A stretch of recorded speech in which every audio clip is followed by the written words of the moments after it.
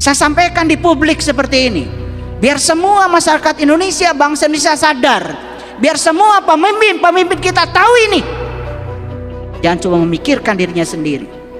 Udah bosan masyarakat ini dengan korupsi, kolusi, nepotisme di semua aspek kehidupan. Korupsi sudah luar biasa.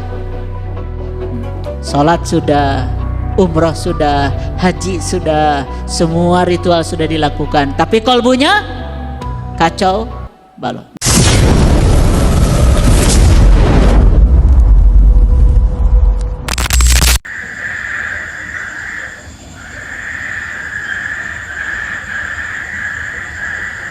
Butuh yang seperti ini sekarang.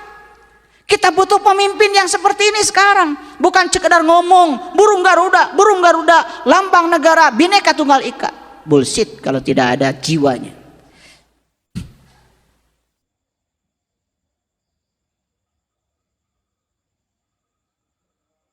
Manuk dadali, manuk panggagahna, perlambang sakti Indonesia Jaya. Manuk dadali pangka koncarana, resep ngahiji rukun sakabehna. Jadi burung Garuda ini burung paling gagah, lambang sakti Indonesia Jaya. Burung Garuda yang paling tersohor, senang bersatu, rukun semuanya. Lihat saya semua para sahabat, kalau orang yang sudah tinggi melihat sesuatu secara bijaksana dari ketinggian, tidak sempit sudut pandang, maka dia punya kebijaksanaan.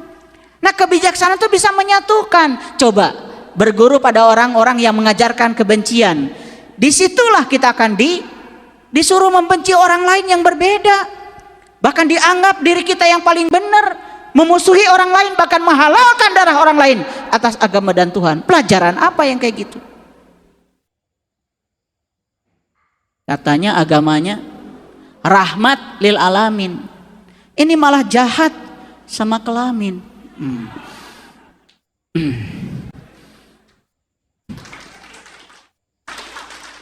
Iya, karena kasus begitu kan banyak ya.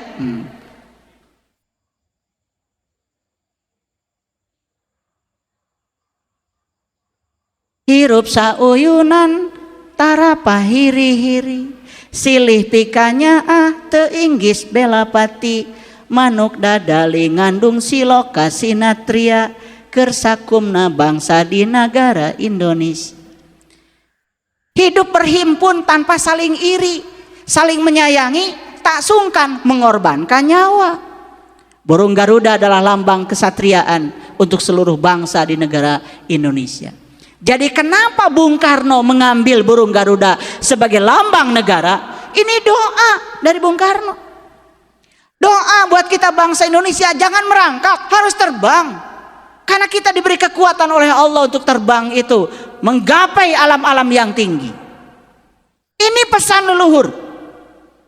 Saya sampaikan di publik seperti ini, biar semua masyarakat Indonesia, bangsa Indonesia sadar, biar semua pemimpin kita tahu ini. Jangan cuma memikirkan dirinya sendiri. Udah bosan masyarakat ini dengan korupsi, kolusi, nepotisme di semua aspek kehidupan. Korupsi sudah luar biasa.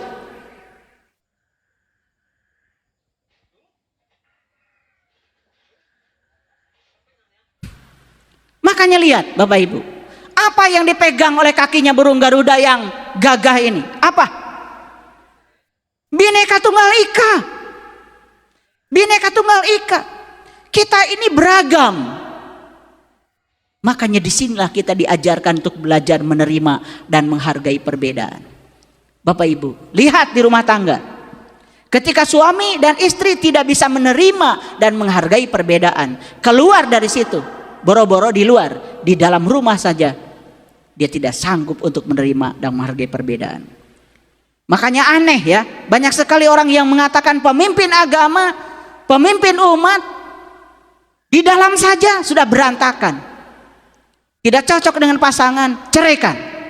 Apa-apaan? Nurut lagi kalian sama yang begitu.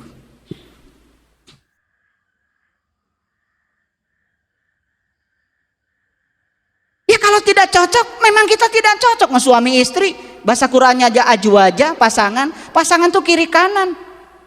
Kita oleh Allah dipasangkan dengan yang berbeda. Karena tujuan pernikahan, latihan menerima dan menghargai bahwa kita berbeda. Pengen sama, jenis kelaminnya aja udah beda, cara berpikirnya aja udah berbeda, fisiologi berbeda, psikologi berbeda. Makanya Bapak Ibu, kemarin saya memberikan pelatihan bagaimana menciptakan surga dalam pernikahan. Selesai pelatihan 3 sesi, saya bicara 7,5 jam. Banyak yang menangis. Saya suruh pelukan mereka, baru menangis. Saya baru sadar kalau kami berbeda. Selama ini saya saling menyakiti karena ingin pasangan saya seperti yang saya pikirkan. Mau sampai kapan kamu begitu? Menciptakan neraka bagi keluargamu sendiri. Mau lari kemana? Kamu lari tidak bisa menerima pasanganmu, maka kamu mau lari ke tempat lain? Cari yang di ilusi pikiranmu bisa memenuhi keinginanmu? Tidak. Kamu akan ketemu orang yang sama atau lebih buruk dari itu. Sebelum kita bisa menerima kelebihan dan kekurangan pasangan kita, kita tidak akan pernah diberikan orang yang berbeda, akan diberikan orang yang sama terus menerus. Mau sampai kapan? Mau lari kemana? Makanya konsep pernikahan itu harus monogami dan tak terceraikan. Hanya kematian yang memisahkan. Saya tidak akan bahas burung Garuda ya, sudah dibahas dulu di sekolah ya.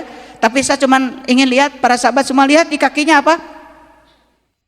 Dibawa terbang Bhinneka Tunggal Ika. Dibawa terbang, dipegang, dijunjung tinggi.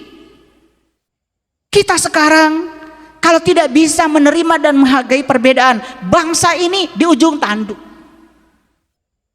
Apalagi Anda mengklaim, saya paling benar, yang lain salah, saya benar, yang lain sesat. Sesat menyesatkan ini dianggap biasa. Padahal di Quran jelas sekali, inna rabbaka huwa alamu biman dhalla an sabilihi wa huwa alamu bil muhtadin. Hanya Allah yang bisa menilai siapa yang tersesat dan siapa yang berada di jalan Allah. Lembaga manapun, manusia manapun tidak ada yang berhak. Kita cuma ngaku-ngaku aja pedoman hidupnya Quran, tapi kita tidak pernah memahami esensinya Al-Quran. Paham sampai sini Bapak Ibu? Oke. Lanjut dulu. Makanya di Quran surat Al-Maidah ayat 111, perhatikan.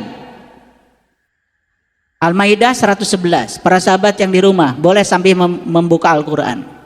Dan ingatlah ketika aku ilhamkan kepada pengikut Isa yang setia. Pengikut Isa yang setia itu dalam Al-Quran disebut hawariyin. Makanya wa'id auhaitu ilal hawariyin. Di situ ada kata-kata begitu. Dan ingatlah ketika aku Allah ilhamkan kepada pengikut Isa yang setia. Kan ada Isa, ada pengikutnya. Paham ya? Nabi Isa nabi siapa? Nabi siapa? Nabi siapa? Nabi siapa? Kan nabi kita juga. Kita diajarkan sejak dari SD ada 25 rasul. Betul nggak? Masa lupa? Rasul kita ada 25. Kenapa 25? Ada 25 keragaman.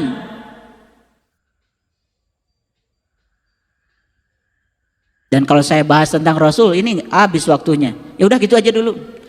Jadi sosok yang diutus Allah ke alam dunia ini beragam.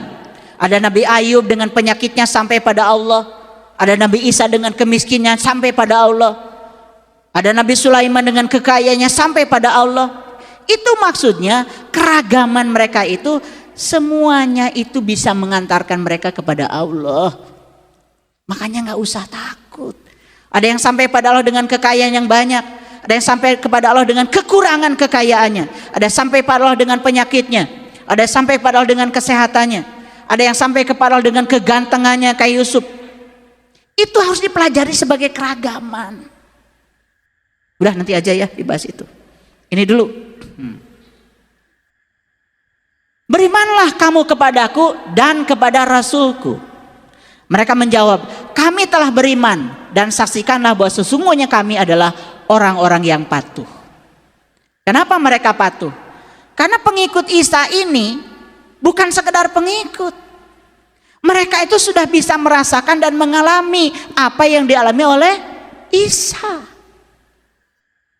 Itu iman yang benar begitu, bukan sekedar percaya, tapi sudah membuktikan, bukan sekedar percaya. Lanjut, ayat 112. Ingatlah ketika pengikut-pengikut Isa berkata, "Hai Isa putra Maryam, sanggupkah Tuhanmu menurunkan hidangan langit kepada kami?" Hebatnya Quran. Jadi pengikut Isa ini menantang Isa, "Hai Isa putra Maryam, sanggupkah Tuhanmu menurunkan hidangan langit kepada kami?" Seorang pengikut harus begitu, harusnya bukan sekedar ikut-ikutan. Karena Isa sudah mendapatkan hidangan langit, maka pengikutnya pun ingin dapat hidangan yang sama. Supaya apa? Bisa merasakan pengalaman yang sama.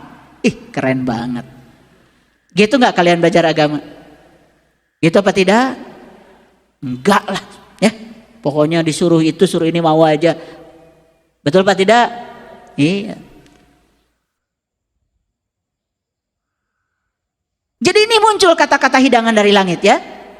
Nah, Isa menjawab, "Bertakwalah kepada Allah jika kamu betul-betul orang yang beriman." Ini jawabannya luar biasa. Pengikutnya Isa mengatakan kepada Isa, "Hai Isa putra Maryam, sanggupkah Tuhanmu menurunkan hidangan langit kepada kami?" Apa jawaban Isa? "Bertakwalah kamu kepada Allah jika kamu betul-betul orang yang beriman." Jadi ternyata ayat ini memberikan isyarat pada kita untuk dapat hidangan dari langit itu jalannya apa? Takwa. Takwa. Sudah tahu takwa belum? Udah tahu belum? Ya iya. Takwa cuma taunya menjalankan perintah Allah, menjauhi larangannya gitu. Gak level. Coba lihat kata takwa di Quran, surat Al-Baqarah ayat 63. Wa id akhadna mitsaqakum wa rafa'na fawqakumut tur khudhu ma atainakum biquwwatin wazkuru ma fihi la'allakum tattaqun. Takwa itu prosedur. 1, mengambil janji kata Allah. 2, diangkat gunungnya. Gunung itu lambang dari kesadaran. Angkat kesadaranmu, naik ke atas. Pakai sayapmu, terbang ke langit yang tinggi. Tempuh setiap langit-langit kesadaranmu. Luar biasa. Jadi tahap pertama mengambil janji. Tahap yang kedua, angkat gunungmu, angkat kesadaranmu. Tahap yang ketiga, kata Allah, "Aku akan pertunjukkan diriku kepadamu." Allah menunjukkan dirinya kepada kita. Dan yang keempat, ingat yang aku pertunjukkan kepadamu. Wazkuru ma fihi. Jadi takwa itu ada 4. Mengambil janji, mengangkat gunung, ditunjukkan sesuatu oleh Allah di gunung kita, di puncak kesadaran kita. Dan yang keempat apa? Ingat yang Allah tunjukkan. Baru kita bisa ingat. Baru jadi ulul albab. Karena kita tidak mungkin bisa mengingat dia kalau kita belum kenal sama dia. Masuk akal? Masuk akal nggak Bapak Ibu? Ya. Saya menggunakan kajian ini dengan pendekatan saintifik. Jadi semuanya masuk akal. Walaupun pada tahap tertentu nanti Bapak Ibu, ada situasi, ada satu pengalaman spiritual, ya. Ketika akal kita belum sampai untuk bisa menganalisisnya, jangan takut.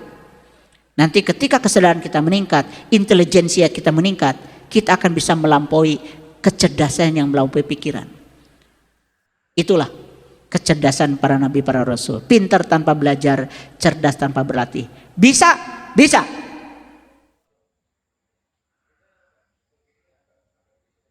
Asal kalian berguru pada yang tahu. Suka bohong. Jadi gimana cara mencapai hidangan dari langit? Apa kata Nabi Isa? Bertakwalah kepada Allah. Takwanya lihat di Quran surat Al-Baqarah ayat 63. Lanjut dulu. Sekarang Al-Maidah 113. Mereka berkata, siapa mereka? Siapa? Baru aja dibicarakan. Hawariyin, pengikut Isa yang setia.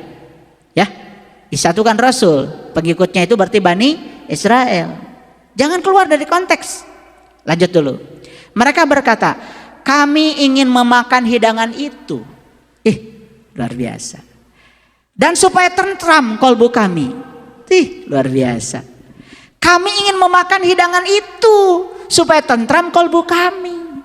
Mau nggak Bapak Ibu kolbunya tentram? Harus apa katanya? Harus makan hidangan dari langit. Maka di Quran dikatakan, ya ayyuhallazina amanu wa tatmainu qulubuhum bizikrillah. Ala bizikrillahi tatmainul qulub.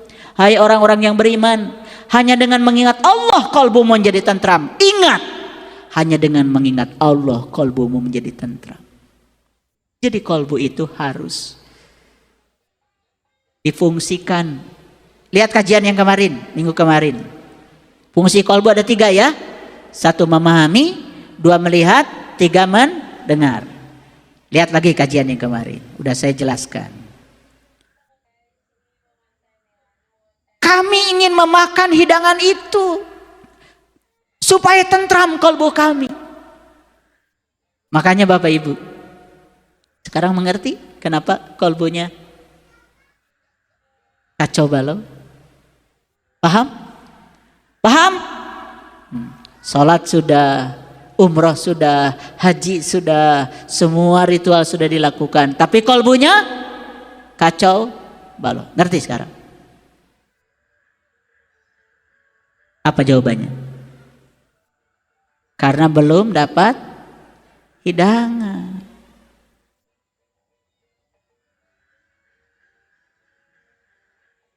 Kami ingin memakan hidangan itu supaya tentram kolbu kami dan supaya kami yakin bahwa kamu telah berkata benar kepada kami.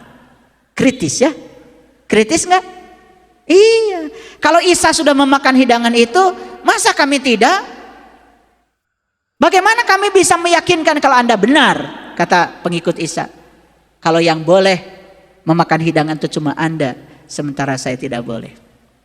Dan ini diabadikan di Quran. Umatnya Nabi Musa juga begitu. Ketika disuruh beriman kepada Allah, umatnya Nabi Musa bilang apa? Hai Musa, kami tidak akan beriman pada Allahmu itu sebelum kami melihat Allah dengan jelas, dengan terang. Itu diabadikan di Quran surat Al-Baqarah. Keren. Pernah nggak Bapak Ibu membuat peta Al-Quran? Pernah? Kemana wayat? Sibuk ya? Sibuk. Sibuk cari yang nggak ada ya? Bingung saya mikirin kalian. Belajar sains enggak, belajar matematika enggak, belajar agama juga enggak. Pokoknya yang penting lah ngikutin kebanyakan orang gitu ya. Gitu? Nanti akan dipertanyakan sama Allah. Kecerdasan yang aku berikan kepada kamu di mana? Makanya di Quran surat